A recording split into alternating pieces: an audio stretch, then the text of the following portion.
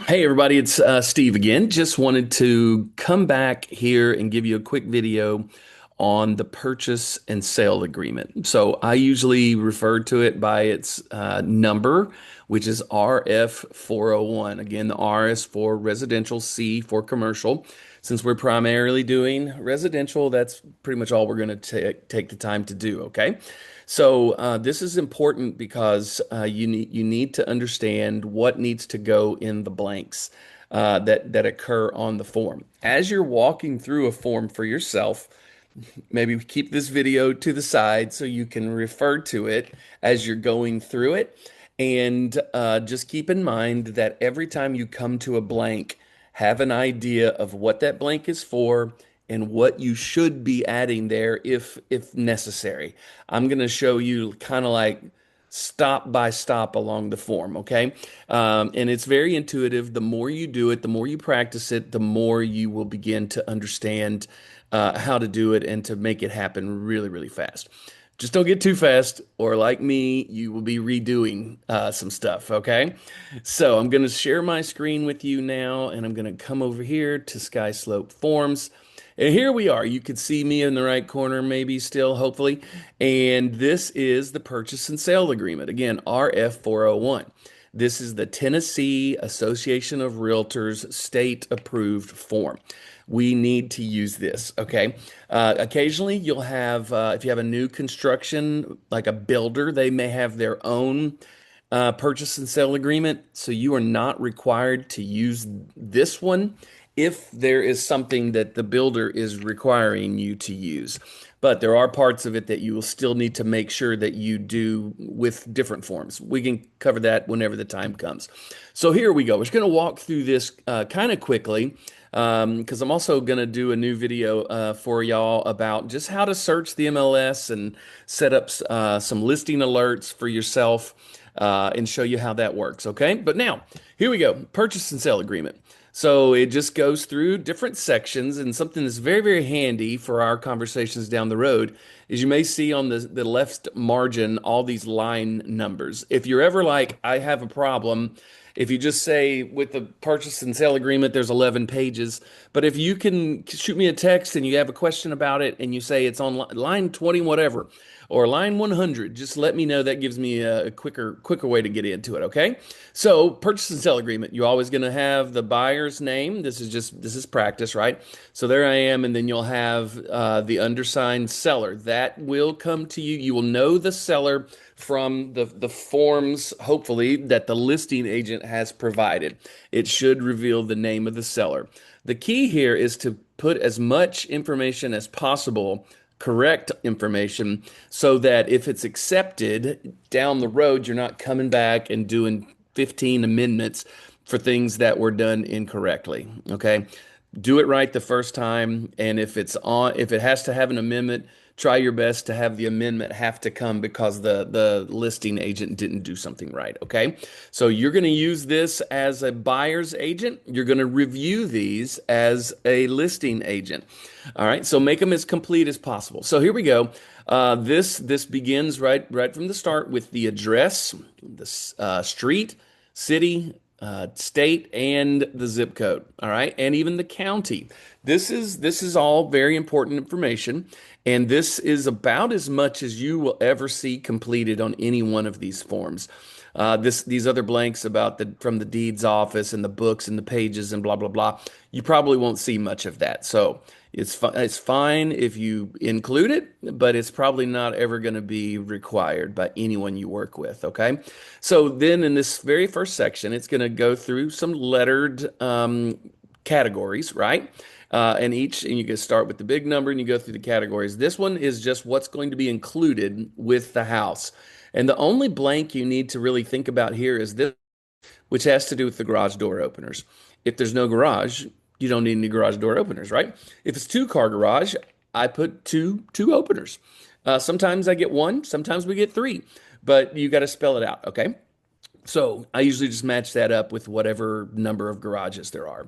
Then letter B, other items that remain with the property. This is pretty key too, because if there's anything that isn't like automatically being left with the home, and there's something that you want for your buyer, spell it out here. Just as a for instance, several homes, maybe 60% of the homes that your person will try to buy, the seller will include the refrigerator, but often it's not. So if you want to make sure that your price includes the refrigerator, spell it out here. Anything that you don't want to remain is in letter C. So most people leave the houses empty mostly. But if you're concerned about maybe there's two junk cars on the property and you're just concerned that maybe they're not going to get taken away, spell it out here. Sometimes you'll get these offers or buyers will submit things to you as a listing agent that's like, they'll say no personal trash, all debris. And it's kind of like, should be unspoken, right? To be ethical, we need to have the house as empty as possible and communicate about stuff that might be left behind and why it's being left behind. Something typical that some people will leave behind are cans of the paint that they have used to do things in that particular house. That's an item that I don't mind being left behind. But an old piano that they just don't want to move. If you don't want that to stay, or if they're trying to leave it, you gotta protect your people so they don't get left with something they don't want. Okay. Leased items. Sometimes there'll be like a propane tank or other item. You can see it listed here. Some different things that are typically leased. It's fine. You can put in here exactly which of those items you would like to complete. Or if you don't want anybody to leave any of those items, you can just click this right here. Buyer does not wish to assume a leased item. All right. And then if you do agree, like let's say it's the propane tanker, and that this section E tells you that any of the fuel that's in there, basically, if there's 50% of the fuel in the tank, they're gonna adjust that and charge you for the 50% of the fuel that is in there. Okay. Again, with all these things, anything you have questions with, you can text me anytime and I will try my hardest to answer immediately or very, very quickly. Okay. In the second section, this is where you put purchase price, method of payment, and closing expenses. This is a big one, right? You're going to add the price that you want to buy the house for right here. It's going to automatically generate this work, right? And then this is going to be the next section. It's going to tell you is where you indicate what type of financing they're going to have.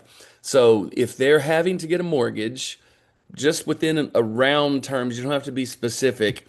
If they're putting down 78%, you can put 78 or you can put 70. You don't have to be exact here. Sometimes a listing agent will ask you, so what type of loan? Well, that's why you need to make sure that you will click one of these boxes for the type of loan they're getting. Conventional, FHA, VA loan, or a rural development, USDA, or other. It could be, there should be some other funding options out there, but this is where we let the seller know this is the type of agreement that you are agreeing to. Okay, and so then it goes through a lot of information here about the loan obligations that the buyer agrees to do. All right, so it's good for you to understand what all of these little subsections are for. Okay. Down here in letter B, if you have someone who's buying as a cash buyer, then they don't need any financing, and so the financing contingency can be waived. So that button would be clicked. And then if they're paying with all cash, within 5 days of the agreement being signed together, your buyer is obligated to show proof that they can buy without having any kind of a loan. All right. So that's what goes there. Down here, the next one, this is a little hard to see because they're just tiny little boxes, but you need to make sure that one of these two appraisal buttons are clicked or these fields are filled in. If it's a cash deal and it doesn't matter what someone thinks it's worth, then you're going to say the agreement is not contingent upon the appraised value. If it's someone getting a loan and they are only going to have a loan that is given to them in the amount that the house appraises for. An appraisal isn't working for us, it's not working for the seller, it's really not even working for the bank. They're intended to be a general contact here, and they are supposed to be unbiased. They come in to help establish the value of the property, and the bank and the seller and the buyer get to benefit from that information. Okay. So if they're getting a mortgage, you are going to click this button. This agreement is contingent upon the appraised value. All right. If it comes in low, then that puts you, if it's too low for what they've offered, that puts you back into a negotiation process. We can talk and learn more about that together too. But essentially, if the house is supposed to be $350,000 and it only appraises for 330, the buyer is not obligated to pay 1 cent over 330,000. But also the seller isn't required to take less than 350 because you have an agreement, and the appraisal is one of the last parts of the puzzle. So when I say a negotiation, if it comes in low, sometimes the seller is like, we're so close to this being over, I'll drop the price to the appraisal value. It depending on how hot the market is, the buyer might say, I've got to have this house, and if I don't grab it, someone else is. So grandma loaned me the $20,000. I'll stick with the purchase price. But what generally ends up happening is there's going to be a meeting in the middle. But if your people don't have an extra $5,000, $10,000 to come up even partially, then they are going to be in a position where they're going to be out the price of their inspection, but they do not have to continue this contract, okay? And in our current market, I would not advise one single person to pay over appraised value because right now home prices are easing, like values are a little bit depressed maybe right now, not a lot, but like the big high times of 21, 22 have kind of faded a little bit. People that bought then and paid over the appraisal value, they're stuck right now in their house. They can't sell because the cost of selling is too great. So at the end of it, they won't have any money left over. That's why it's so important that we make sure to select this. The agreement is contingent upon the appraised value.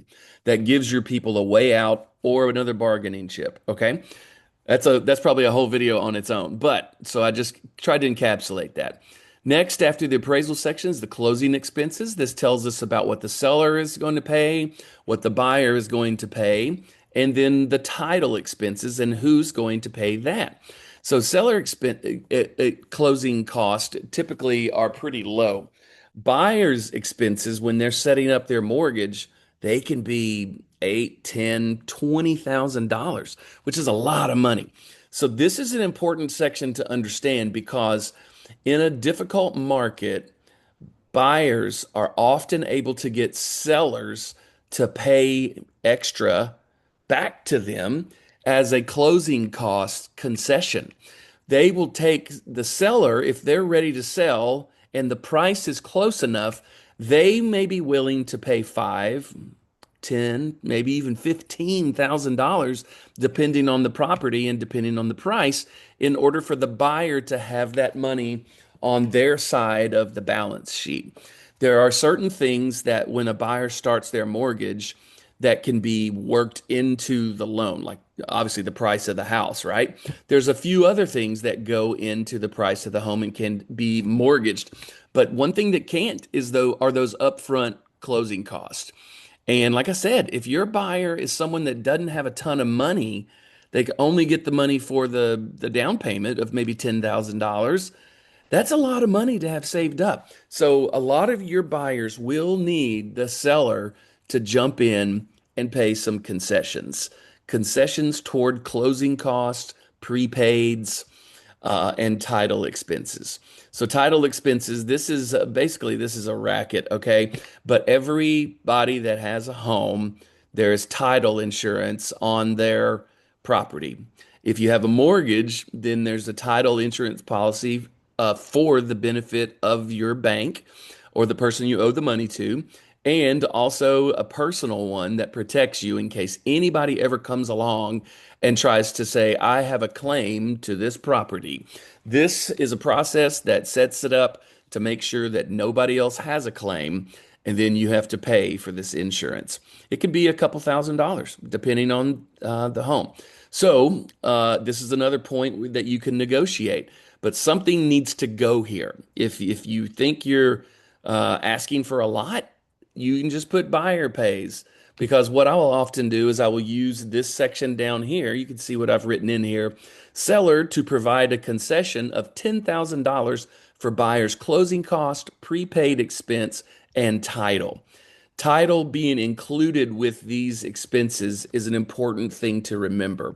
Because if you don't say also title, then this 2 grand could fall on your buyer unless you pay. And if it says buyer pays, and then down here you've said for a concession, then if it does not spell out that it also includes title, then that money is not going to be useful for that, and they may end up having to pay that extra $2,500 for their title insurance. Okay. I hope this is not moving too fast for you. Pause, rewind, whatever you got to do.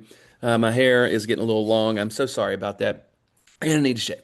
Okay, so next, down here on line 158, this is where we start talking about where the deal is going to be closed. So you're going to have a buyer's closing agency, and I always like to use Metropolitan Escrow as many times as I can. You don't have to use them.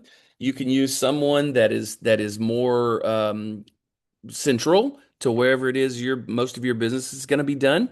If you're in town like me, I try to use the same one because they know me, and if there's a problem, they're quick to call me and let me know. Hey, needed an update on this, or I got this word. How's this going? They're wonderful. They're really, really good to work with, and they are located at 217 Pine Way Drive, Nashville, Tennessee.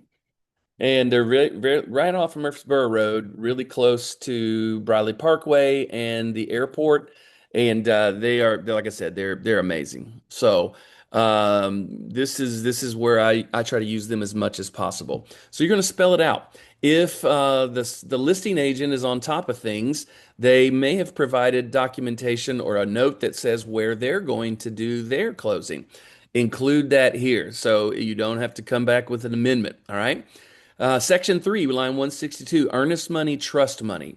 You may not understand what that is, but basically, that is when someone goes under contract and they say they're going to pay their earnest money, it is kind of like proof that they are really serious about buying the house. Okay. And this is money that if they decide to bail out of the deal without one of the contingencies being the reason, the seller may be able to keep the earnest money.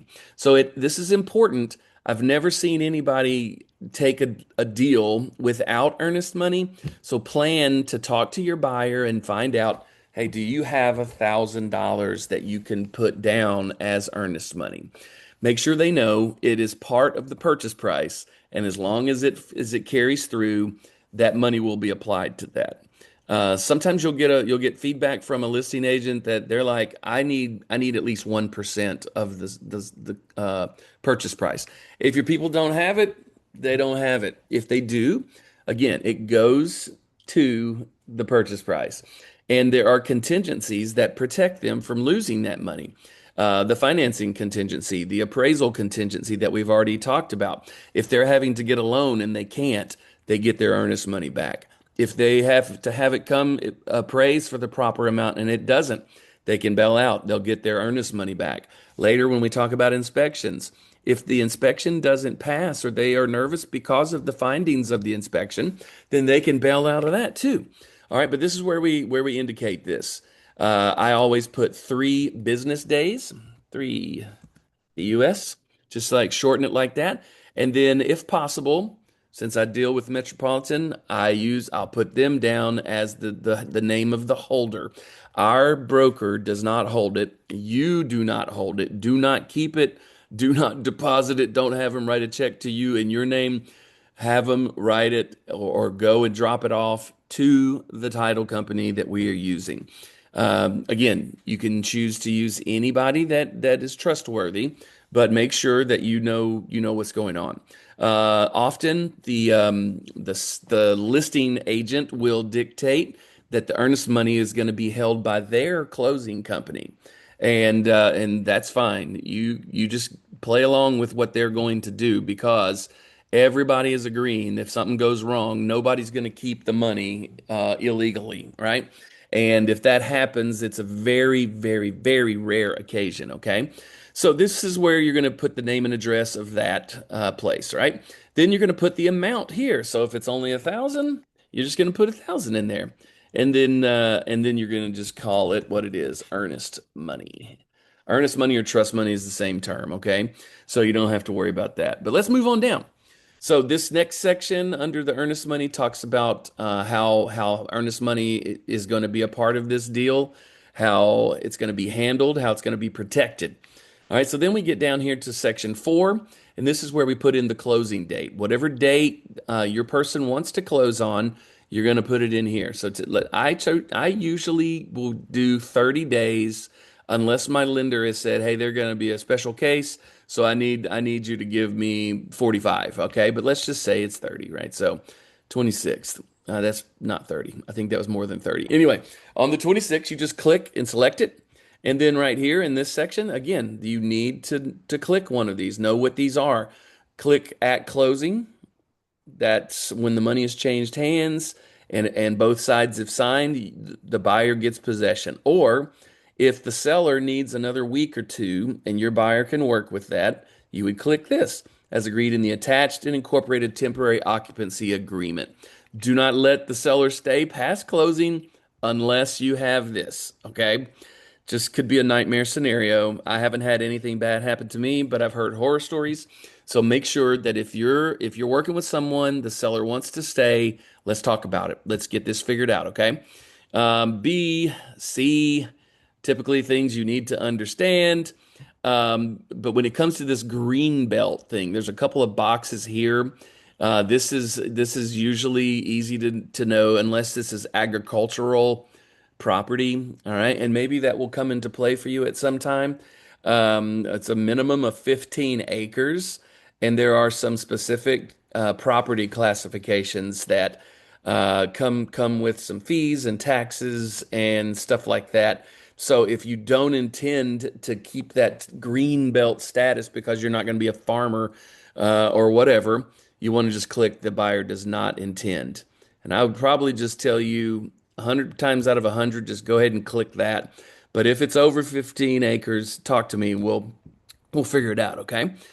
Special assessments, like if they're part of an HOA and something's coming down the pike that's going to cost the homeowners in that neighborhood, if you don't want your buyer to have to pay, it says it right here. These assessments will be paid by the seller at or prior to closing unless otherwise agreed as follows. Maybe you've made them a sweetheart deal for your buyer.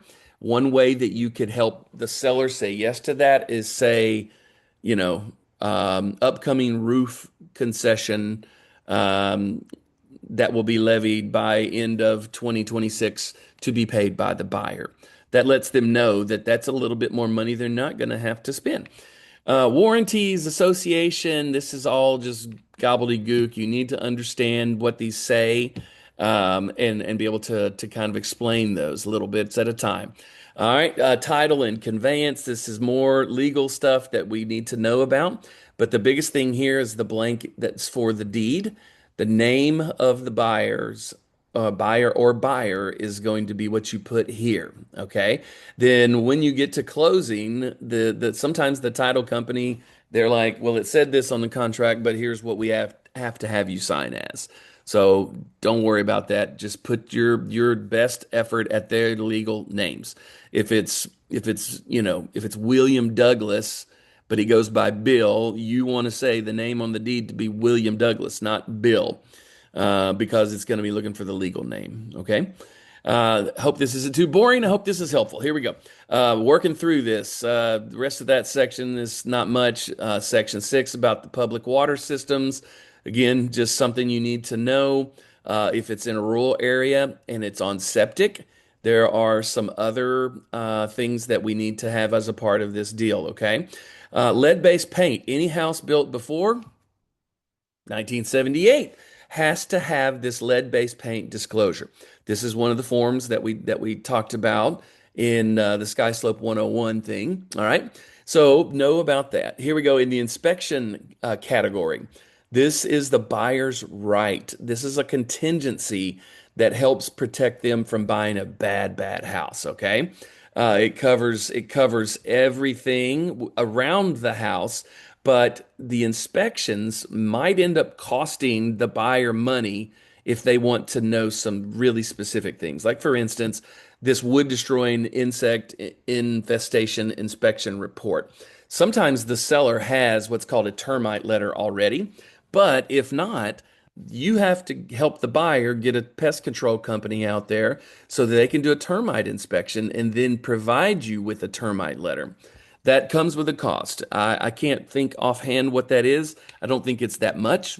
I think it's less than $100, maybe 150. But that's going to be their obligation to pay for the inspections that they want. So the buyer's inspection and resolution period. So within 7 business days, don't just say seven, because if the inspector's backed up and you're on a Friday, and you may have a hard time getting it in by the next Friday. But if you say 7 business days, that gives you a little bit more breathing room, okay? And during that time, all inspections, a home inspection, structural inspection, roof inspection, whatever they want to have peace of mind, that's on them to get it scheduled and done. You be a resource, though, and help provide them contacts if needed to help them get those things scheduled.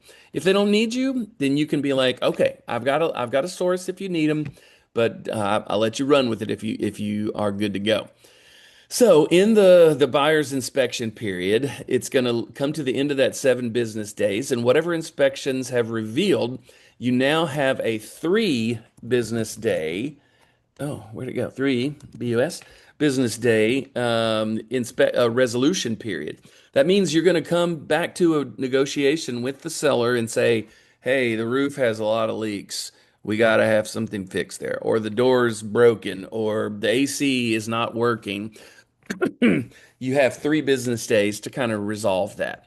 So the thing to remember is that every party, the buyer and the seller, you as the buyer's agent and the listing agent, all agree to negotiate these repairs that are discovered in good faith. That means you're not just going to come in and be like, we need $50,000 off or else.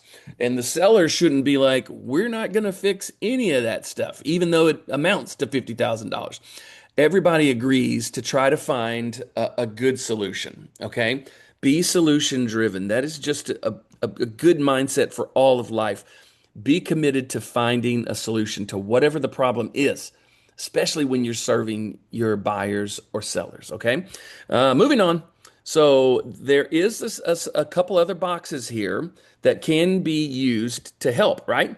So if your buyer is not too concerned about the house, but they want to have a couple of inspections, and they are only looking to see, is there anything like major wrong at this house? Then you can click this button, and it says that they will waive the option to ask for repairs. The inspection is going to give them information about the house, and they will either determine that the house is a thumbs up or a thumbs down. We call this a pass fail contingency, okay? If you got a cash buyer, no appraisal, they're handy, they're planning to flip it, they may click this one right here, waiver of all inspections. They're going to have done their inspections before they ever get to sending an offer in. Okay. Now that doesn't mean they've had a roofer go out there, but they've gone and looked at the foundation. They've looked at the windows. They've looked at paint and HVAC age, all that stuff. They've kind of done some due diligence ahead of time.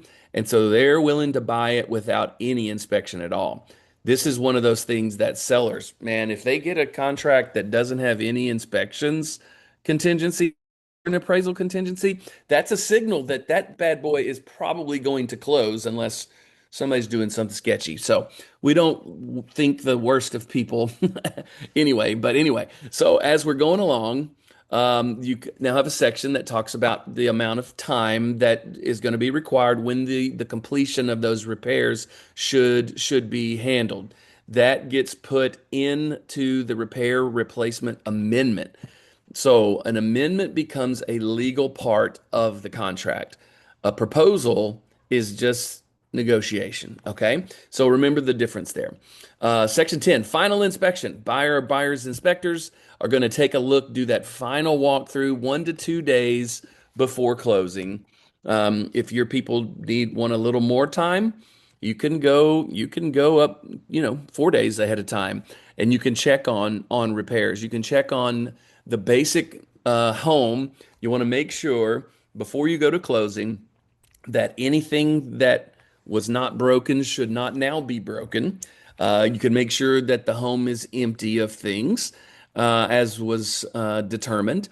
You can see if you wait until the day of a closing, you should be able to see in most cases how clean they are going to leave it. And that will help your buyer not be surprised. Okay. So final inspection. Then moving on, we've got section 11. These are other due diligence things that the buyer needs to do. Again, there's nothing to complete here, but this is stuff that you need to kind of have an eye on and make sure you know the answer to this. Nashville, because of the flood that we had of 2010, it's good for you to be able to know, is this in a flood zone? If it is, that opens up another set of discussions with your buyer to make sure they know what they're getting into. Now, I'm not going to go through all of these, okay? But these are all things that you need to be prepared to learn about, to talk about, and explain to your buyer.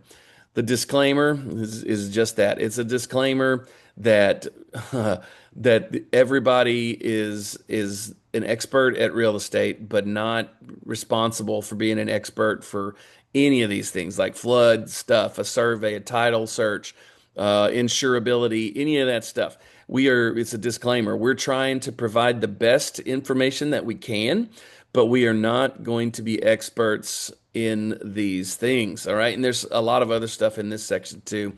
Brokerage, defaults. What happens if one party decides to bail out? What happens if the contract is in default? This tells you about that.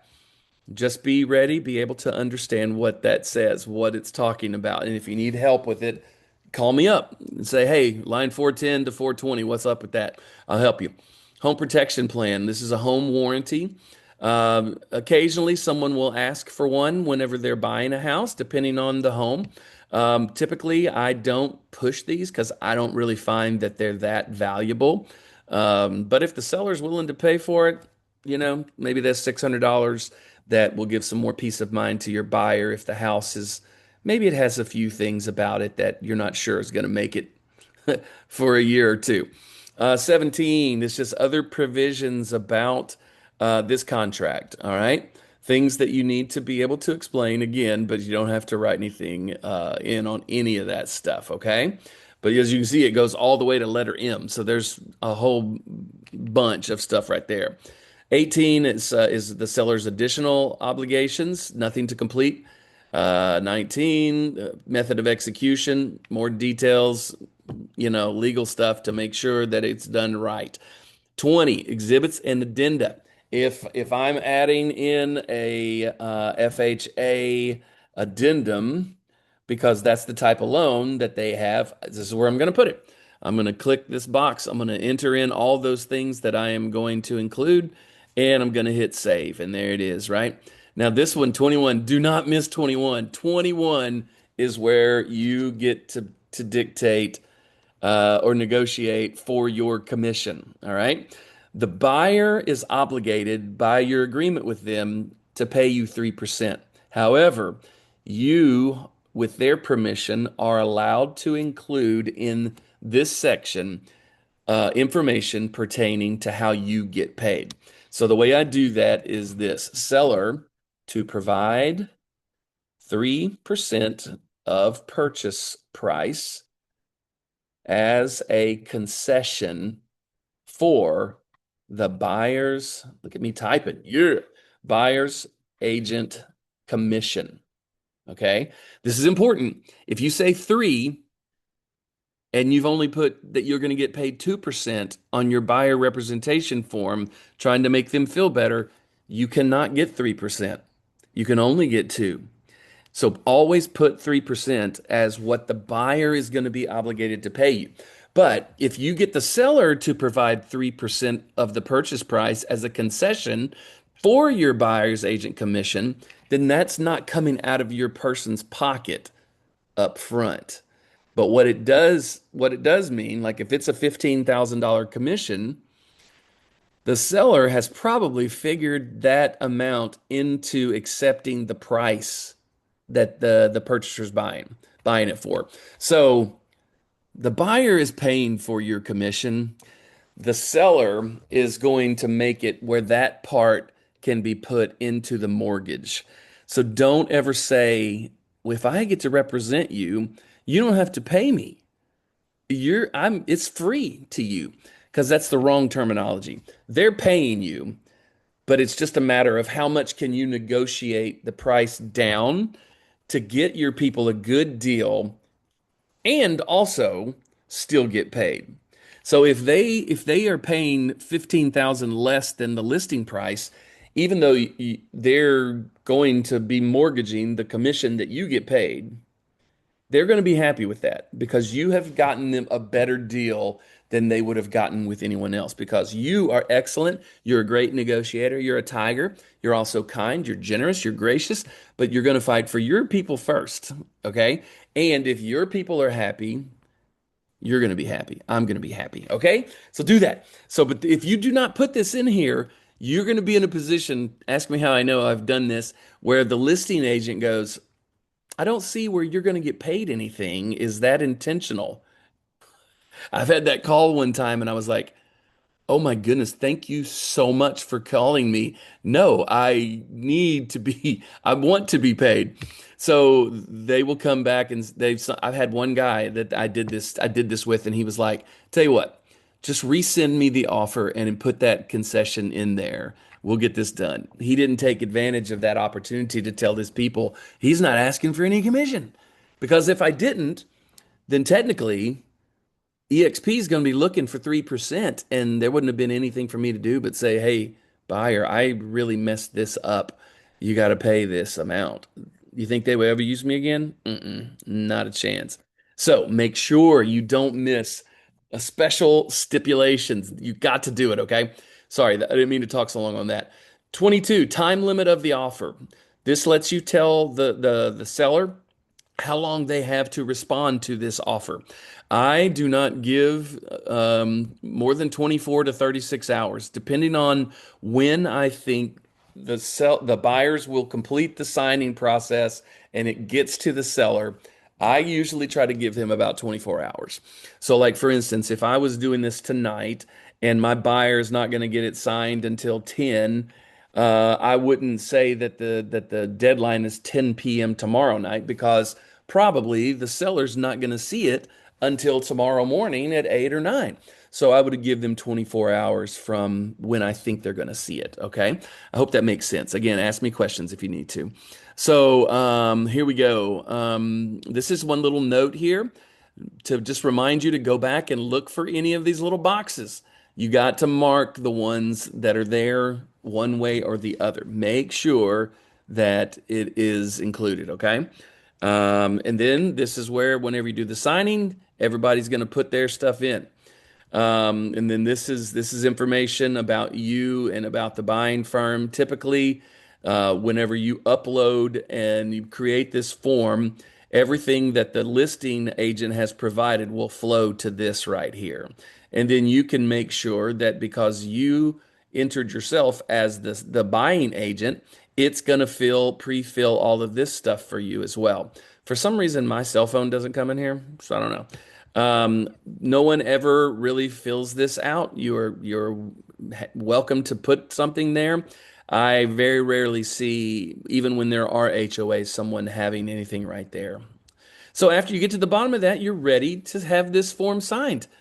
So that is the end of it. That's it. Now, I don't expect you to get it the first time. I think I've told all of you that the first time I wrote an offer, it literally took me all day. I had some other stuff going on, but it took me almost all day to get done because every time I would fix it or write it and I would send it to my agent who was my mentor, she would be like, "Do you want to get paid?" Yes, very much. Do do you want your people to do this? Do you want this part? What are you going to do about this inspection? You left this blank, you missed this blank. And it was some of these important ones that I just shared with you. Okay. So just get used to doing it. Practice. You can send me an offer that from any house that you work through some of these videos and work on learning how to do these transactions anytime you want.